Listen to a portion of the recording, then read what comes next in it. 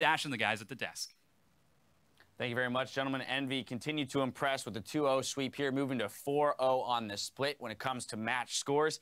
And not to say that this wasn't an expected victory over P1, but again, just showing that as a team, they're going to make their run for the playoffs, no questions. The question left to ask or to answer is, are they a top 6 team? Are they a top 3 team? Where do they fall, you know, in relation to the rest of the LCS? They're doing all the right moves. I mean, they're beating the teams they should be, doing it convincingly, and the only question is left, you know, when they get to those top dogs, are they able to compete with them? And that's what makes this next 2 weeks really exciting, because we might have a new top 4 team in the league. Right, yeah.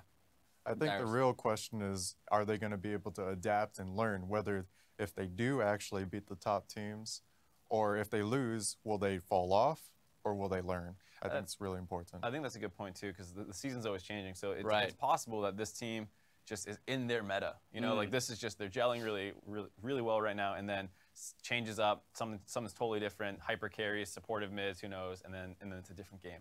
Yeah, well, before we dive into how this game ended up as a victory for Envy, I do want to take a look at the final team fight. Let's just see the team fight that ended it with Baron in the top lane. Envy finding the engage they need. Seraph making his way over with that build, as Jat mentioned. The Youmu's following the Triforce, but this does not look like the right fight. You prepped us wrong, James. I did. I called the wrong fight, I guess. Set us up. No. All right, well, maybe we'll find it. But let's then talk about the build, right? Well, maybe we search for that. Let's talk about the build, because I think that's very interesting. Contrasting to the Huni's Frozen Mallet, we've got a Youmu's coming in here, and it pays dividends when you can't protect your backline. Right, I mean, this is the kind of fight that's going to highlight the best. You know, P1 goes super hard for the backline, everyone's in there, and then Seraph's like, oh, free backline. 2 free ADCs. Yeah, so, you know, he's just going ham, gets the double kill there on both Marksman, the Sivir, and the Kindred, so from there the fight's easy. Although I don't like the Youmu's against Shen, I Right. think it is very good for assassinating the backline.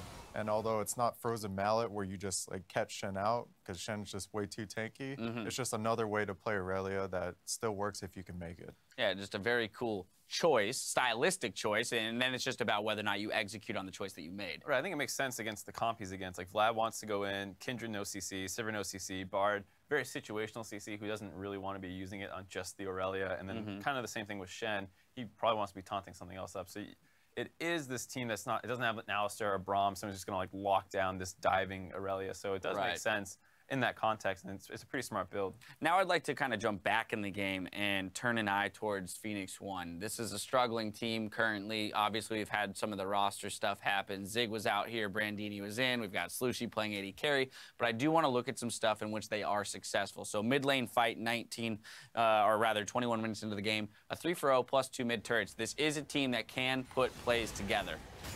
Yeah, I'm not sure. Is this the fight where they catch up? No, Doesn't look like it. I think this is the 19-minute fight where unfortunately this is the Envy victorious mid lane fight, not the one we were looking for. So another someone really wants us to talk about this fight. All right. I love this fight.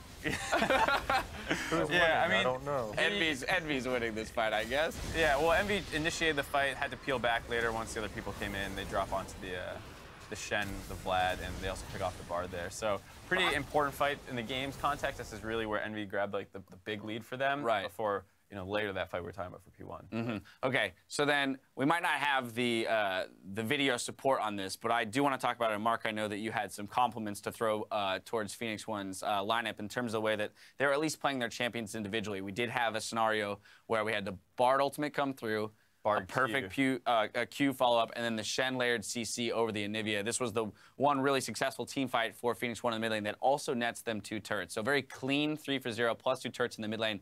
Again, this team recognizes a way to make plays. Yeah, that's the thing about Phoenix1 is almost every game there's something we're like, oh, that looked really good. I just hope they can do it more, and then the consistency isn't there. They'll overdive some fights or something like we kind of saw in that one, and it's just a team that seems almost there, but with the struggles in the roster and not being together too long, you're just hoping they can get it together before the season gets too late and they've lost too many games.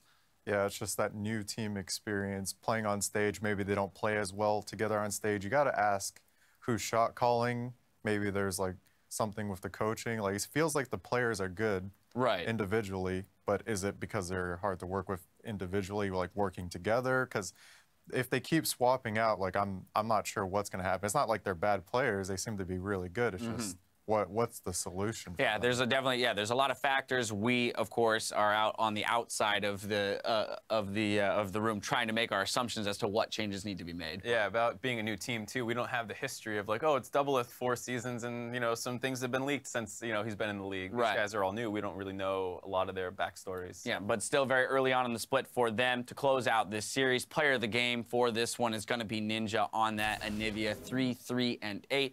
A fair number of solo queues, also just solo kills, not queues, solo kills, but also just great control, right? We saw a lot of zone control, particularly around those inhib turrets, being able to push the Sivir off, preventing the only source of wave clear that Phoenix1 had from being able to do his job. So just a very effective play on that Anivia. Yeah, kited back in a lot of fights as the front line of Phoenix1 would dive in, he would stay alive, drop a lot of damage on them, and then eventually, Seraph's doing his thing on the other part of the fight. So really well-coordinated game, and Ninja especially with the Anivia. Yeah, if Anivia doesn't get stomped or like pressured out of lane like Bjerg pressured Pobelter, like the wall, the tools that Anivia has, I can definitely see that she's an extremely good hero. Yeah, so 2-0 for Envy. Going to be very happy to pick that series win up. Of course, they've got quite a task ahead of them given their schedule over the next 2 weeks, taking on some of the top talent in the NALCS. Real quick, we're going to take a live look in over on NALCS 1, where TSM and Immortals are locked in Game 3 of their series. Immortals out to a quick 1K gold lead, so things are looking good for them, but still plenty close. Let's take a look. He's going to be able to escape. Knockup's good, but the axe is better. Pobelter finishes him off with a death ray. Big plays there. Pobelter makes the roaming once again. Immortals comes up huge in the ensuing team fight. They collapse, they sniff it out, and they are able to take a really big team fight win. What are TSM doing trying to defend this? Taunts are getting low, but they might be able to fight it out. Double lift gets one. Can he make it two? Huni, now the next target, the culling is down. That is the double in there. Double lift gonna go crazy. The 1v3 solo gets himself the triple. I guess that's what they're doing. Pick up a triple on your Lucian. And double lift comes up huge, keeping TSM right in there. Very nice players. Bjergsen back in towards the mid lane. Pobelter in a bit of trouble. Bomb's good. Biofrost here. He's only level 3. But no stun means no dice there on that kill. Ignite was ready, so that was definitely a dangerous situation for Pobelter, despite having to heal up. Yeah, and here we go. And this is an overextension from Immortals. You can see Reignover is actually just dying to the Rift Herald. He's so low already, has no mana. Huni is very low as well.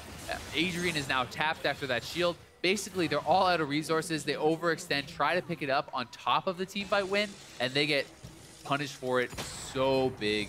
That is massive for Doublelift too. Very timely for us to look in just at that moment as Immortals picking up the Rift Herald, but Doublelift coming in and saying, well, I'll take 3 kills as the price for that one. They actually didn't manage to pick it up, so it looked like that was a situation where, Immortals gets a kill onto Sven. They're like, okay, let's snowball this with an objective somehow. Rift Herald's right here. Oh, we can't do it. Rift Herald does a lot of damage. Yeah, this isn't good for us, yeah. It's not worth it, man. It's not worth it at all. But anyway, Doublelift picking up a triple kill there. We'll see if he can carry that game, as Immortals is still about 1K up. We have 1 series down over here at NALCS 2, but there's still plenty more to go. When we come back, we've got Counterlogic Gaming taking on Cloud9. Don't go anywhere. We'll be right back. Again with the substitution of Brandini, we'll see if they can do anything coming in this game too. Sentinel continues to chase. He's still got the egg, but Sentinel takes a lot of damage. Roxas chases forward. Oh, there's some poke. Ninja goes forward. He flashes. He's still able to get the kill. Oh, wow. Seraph destroys Slushie. We can go. Save it on flash, save it on flash. I got him. One. Nice, save it on flash. Front line, all 5 members of Phoenix are on the respite. It expires, and Envy clean up with a double kill. And Envy are 4-0 in the North American LCS.